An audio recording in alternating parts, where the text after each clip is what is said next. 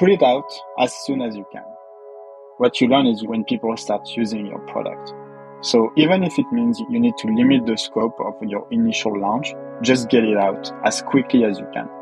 You can even give it for free for like the next month or two and see how people are actually reacting to it. But you want to know as soon as possible if you're building the right thing, if you're getting the interest of people, and if what you have in mind for your product makes sense, or if you should be building something a little bit different or in a different way. Just put it out. Don't wait. I'm Michel Tricot. I'm the co-founder and CEO of Airbyte.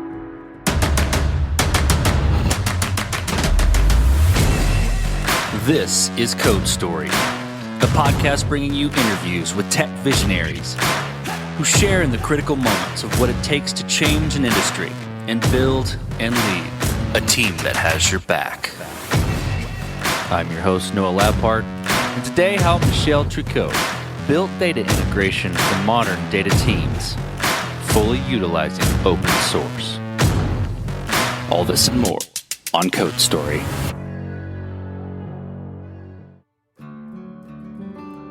Michel Tricot has been in the data space for the past 15 years. He really enjoys gathering information and gaining insight from it. As a kid, he would gather data in analog ways, grouping together movies or internet articles and categories, and extracting information from it. Outside of tech, he's married with 2 kids and loves a nice afternoon in the backyard cooking barbecue. He does both fire cooking and smoking, though he admits that he has not smoked a brisket yet because he doesn't want to get up in the middle of the night and check the temperature. In his prior role, Michel was Director of Engineering and Head of Integration at LiveRamp, where he and his team were managing thousands of connectors, responsible for moving massive amounts of data every day. His big realization was that every company needs to have a way to move data, and to do it in a dead simple way. This is the creation story of Airbyte. As a company, you have data in many different places because you're using a ton of SaaS application databases. You have data in files, spreadsheet, etc. And what we allow you to do is just get this data across all these different silos of data and centralize it into a warehouse. Pretty simple. The reason is, in general, you want to have a full view of customers, full view of this data across all these different heterogeneous services. And you want to do that from your warehouse. One thing that we're doing is we have an open source approach to building all these data connectors. And the reason is no company is the same. Every company is using different tools. You have a long tail of tools that you need to be able to address and get data from. And here what we've done is really build tools and leverage for our community to actually interact with the platform, build additional connector, contribute to the project, and just very quickly grow a long tail of data connector to bring data from any place to anywhere. Today, big focus on warehouse, but tomorrow it might also be sending it to APIs, data queues, etc., etc.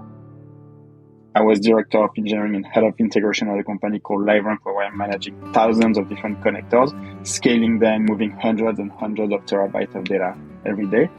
And what you realize coming out of a company that deals with a lot of data is that now every single company needs to have data, whether you have the most cutting edge company or if you are just a mom and pop shop. So how do you make that product simple? That's what we've been doing, is just making a simple product to move data. So tell me about the MVP. So the first product you built, you said you've been doing this for 15 years. So maybe it's 15 years ago, or maybe it's, when it started to come into its own as Airbyte. But tell me about that first product you built. How long did it take you to build, and what sort of tools did you use to bring it to life? So we actually started Airbyte in January 2020. So that's when we really started the company. And, like every startup, you start with a problem space. What is one place where you have some expertise, you've solved a problem in the past, and what is the new type of solution that you can bring to the market and to your customers? We went through a few iterations. I won't go through all of them because we had many iterations on what should be a solution. And it's really in July 2020 that we settled on, one, the product, but also the approach, which is doing it open source. At that point, the goal was very simple. Let's give ourselves 3 months to build it, to release it open source. So we released it around end of September, beginning of October. And let's advertise that to communities of developers, communities of data engineers, communities of ICs, and see what kind of traction we get on the project. From the get-go, we started to have people using Airbyte. It was, to be clear, it was an MVP. So not the most stable, but we were getting extremely, extremely valuable feedback. And yeah, over 2021, the usage just went through the roof. I think we have been used by 16,000 companies. So that was a very intense year, going from MVP and then just learning from the community, learning from our users. Was the goal to open source it so that the community could help you build it? It's more than that. It's just every single day a company might be adding a new silo of data. It is not possible for a closed source solution to address that long tail. So at that point, when you're thinking about data integration, you have 2 dimensions and we need to be looking at it. First one is, yes, you have a technical solution, which is making sure that you have good connectors, that you have good QA, that you have resilient system, that you can scale with the amount of data, but you also have a human aspect to it because first of all, you have a massive amount of places where you can have data, but also every single connector is going to break one day or another because you're pulling data from a system that you don't control. So at that point, building can be considered to be easy, but maintenance is very, very hard. So if it's not open source, then it's up to the company to just solve every single problem.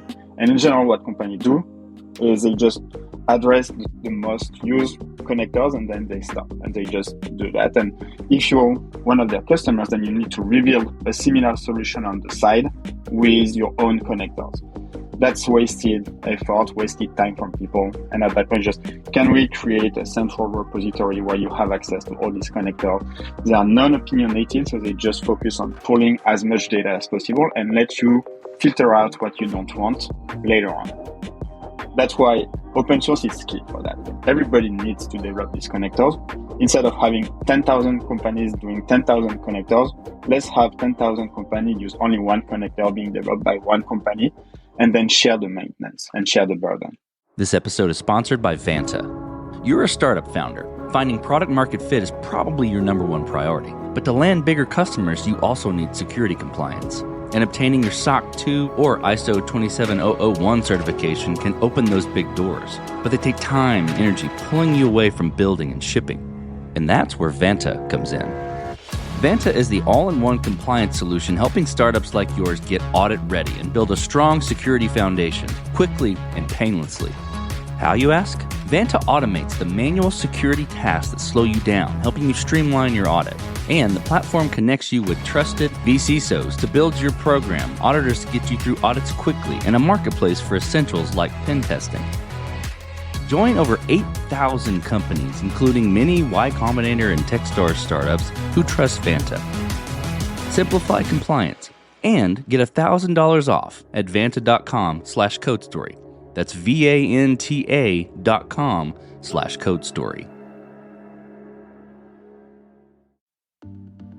With any MVP, you've got to make certain decisions and trade-offs about what you're going to start with, right? Tell me about some of those decisions and trade-offs you had to make about, technical debt or feature cut or focus or anything like that, and how you coped with them. We've made, I think, 2 main trade-offs for the MVP. One that we paid off very, very quickly. One that took us a lot more time to pay off. The one we paid off very quickly was we started to rely on another open source project called Singer. And we very, very quickly moved away from it because it was not something that we could actually use. It was not reliable, not maintained. Community was not working out. So we very quickly abandoned it and created a protocol that scales better and can address way more use cases. So that was one of the trials. But it was important for us to start with it because at that point, it was just about taking a few connectors that already existed and just focus on building the platform and how we interact with connectors. The other one that took us more time was scheduling and orchestration of all the data replication jobs. At the time, we wanted to have something that is very simple, very little, few dependencies. So we didn't want to relearn another system. So we did not put Airflow. We did not put anything behind our prefect or anything behind our others behind the scenes. So we build our own scheduler, which is not a good idea, but it gets you started very quickly. And this was one that took us a bit more time to actually revert to a solution that, like integrating a solution that is very, very good and that just does scheduling the right way. How are you progressing and maturing the product now? And I think, to wrap my question in a box, right? How are you building your roadmap? How are you figuring out, okay, this is the next most important thing to build? We have 5,000 people in our community on Slack. We have a public Slack. We get a ton of insight from people at that point. After that, it becomes our responsibility to understand, is that a trend or is that a unique ask from someone? But if you have 5,000 people that you can talk to, you have 100 that are telling you the same thing, I mean, it probably means you need to do something about it. An example for us is DBT. At the time, we just wanted to focus on having sources and destination. That's all. But when you get 50, 100 people saying, oh, but once it's done, can you just kick off a DBT job either on DBT Cloud or on my own DBT script? Then you think, okay, it goes a little bit outside of the scope we want to be managing, but we understand why they want, and we can just set the boundary a little bit down the line and just do this specific thing. But this is the type of request that you get that inform your roadmap. Now we also have expertise in what does it mean to build data integration at scale.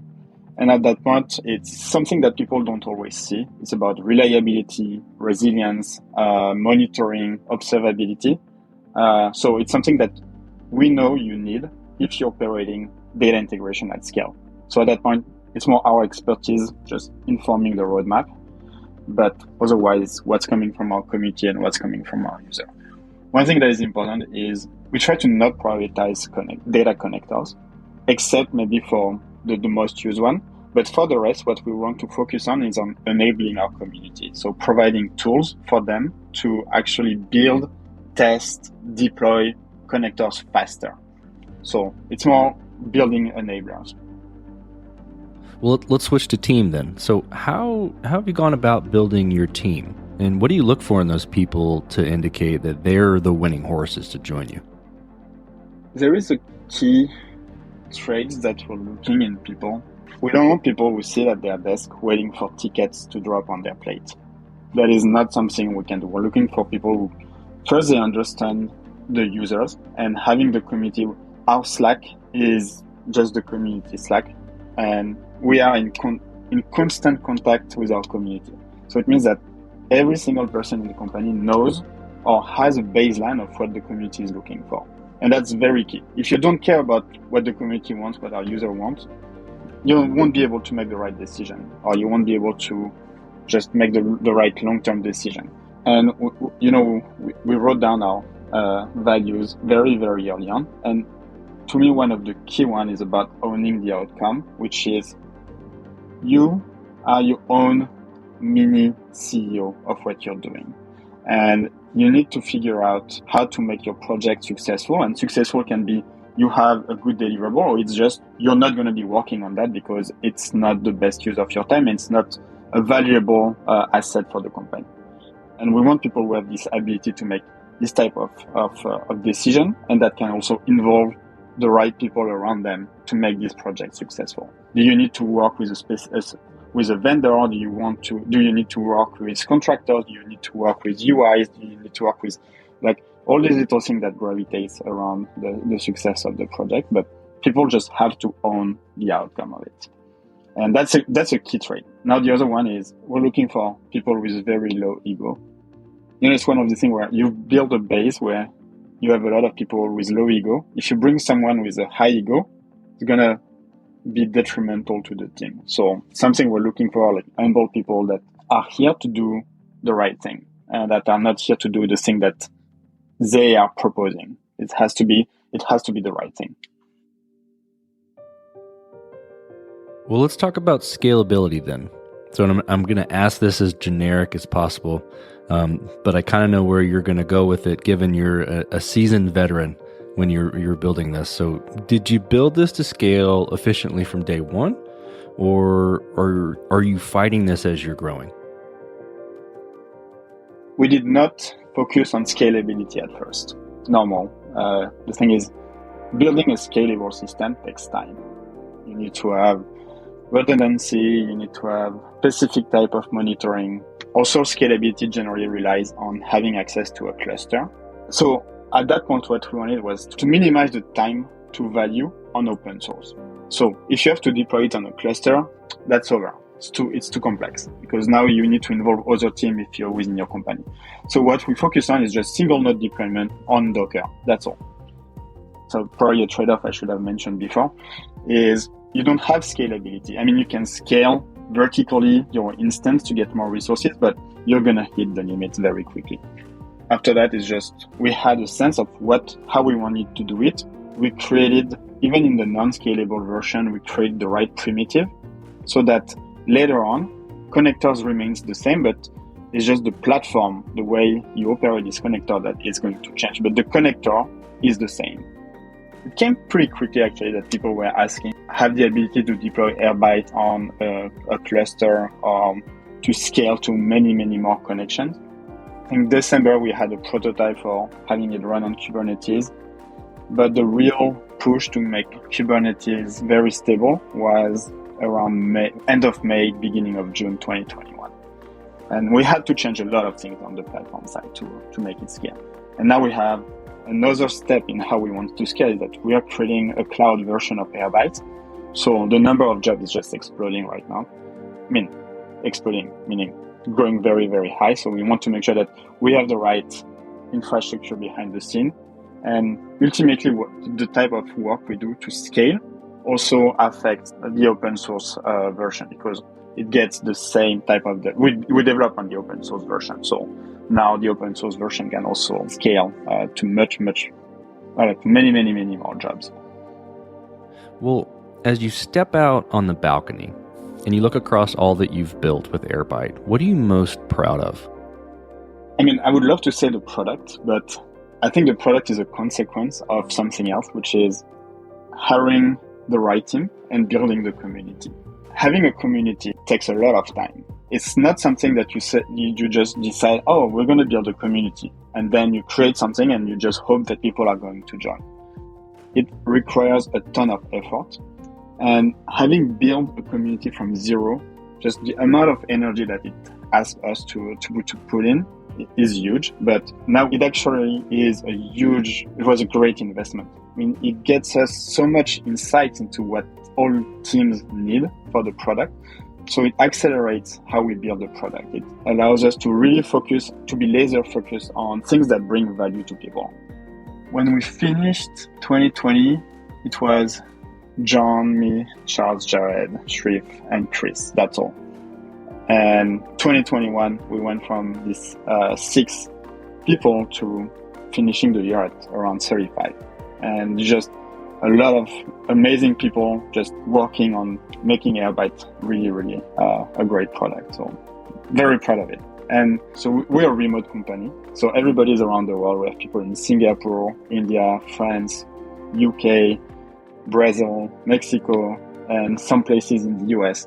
And end of November, we managed to get people in the US into the same place. And just, it feels so energizing to see people that have never met each other in person to just be in the same room, sharing lunch. It was very, very good energy at that point. Let's flip the script a little bit.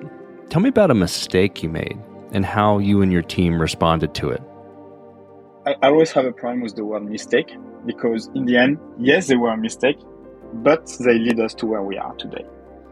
First one was, okay, we're January 2020. We think about, okay, data integration is a big problem in the industry of data. Let's find a solution for it.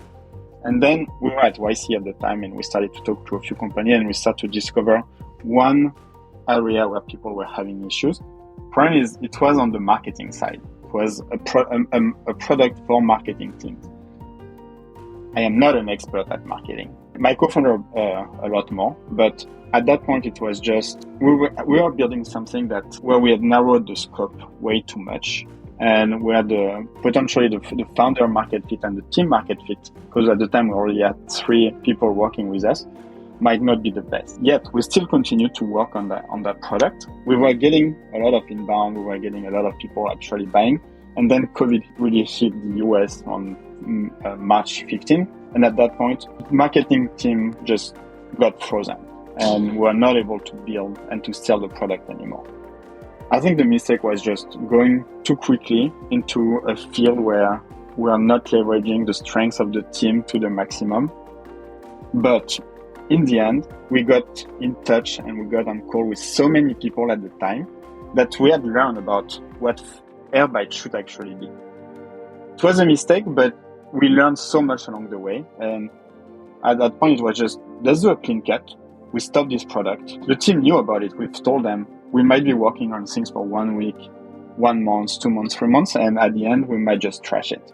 And the team was okay with it. It's just, if the expectations are set the right way, it's easier to just abandon something and just focus on things that have more value. So it's both a mistake and a learning.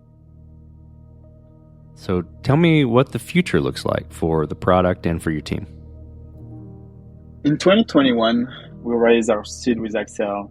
In May, we raised our Series A with Benchmark. And in December, we announced that we raised our Series B with Cotu and Altimeter.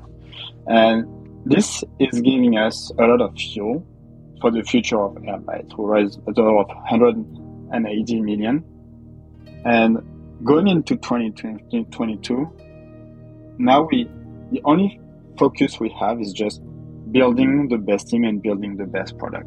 We don't have to be thinking about reducing potentially how much we want to scale, because there might be a financial constraint. I mean, you always have to be careful about how you spend your capital, but it removes a lot of risk on the execution side. And that's where we are right now. So now the focus is just, okay, how do we scale the team and how do we continue to build the best community and the best product? And we want to grow today with about 40, I would say. And the goal is to end the year around 150 to 100 people. Big focus of the whole team today is just making Airbyte Cloud GA and continue to support our community of users.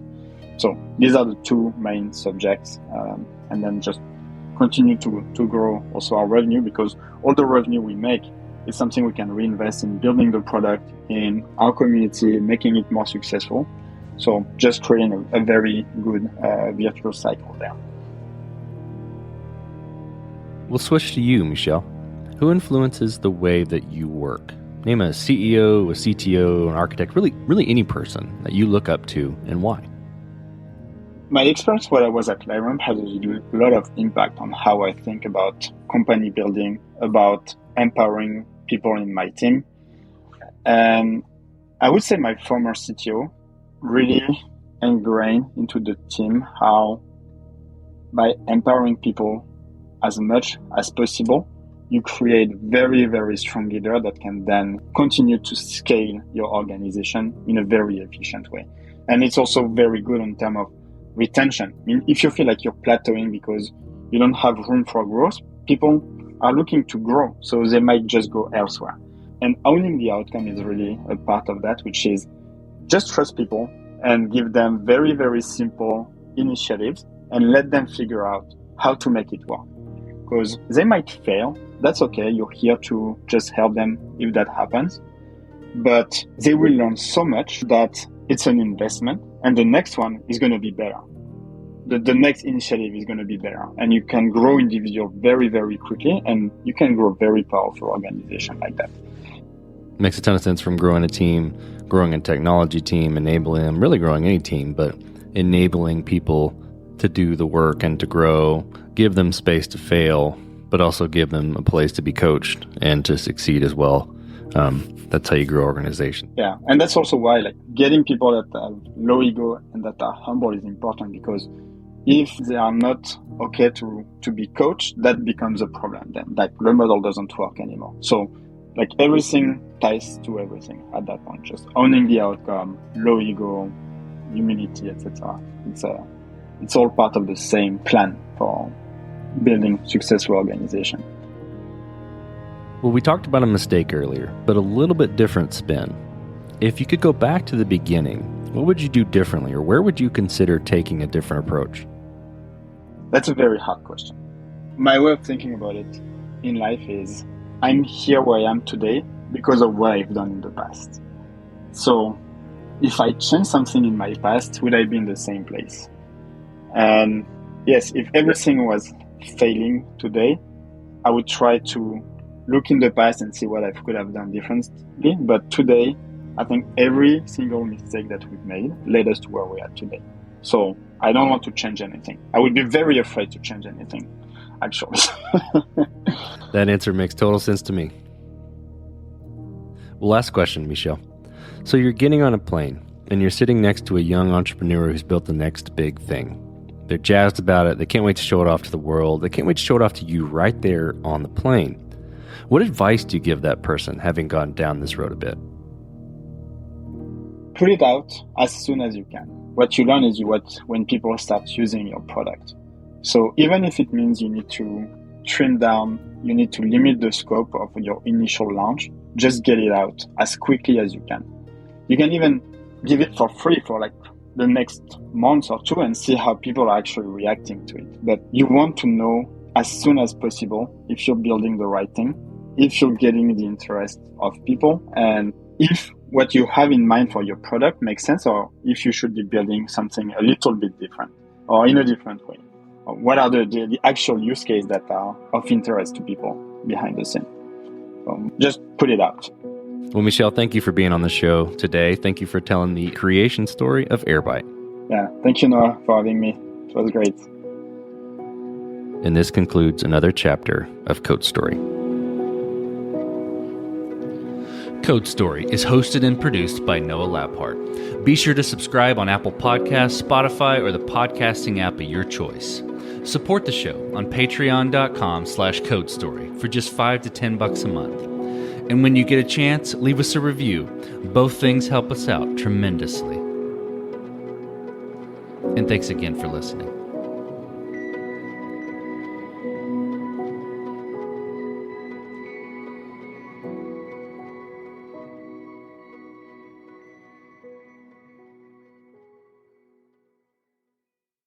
Now Taxes is 100% free when you file in the TurboTax app if you didn't file with us last year. Oh, yeah?